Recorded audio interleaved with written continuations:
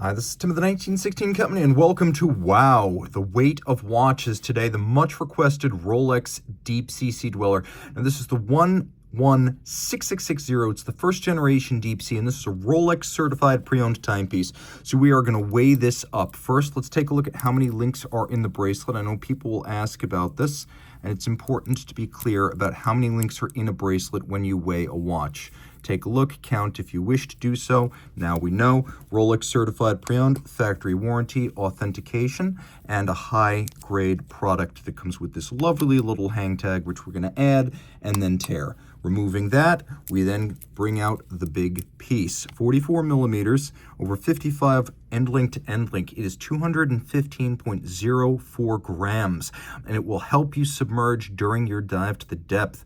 This is for sale, so reach out to Team Mosso at the 1916company.com for purchase and pricing details.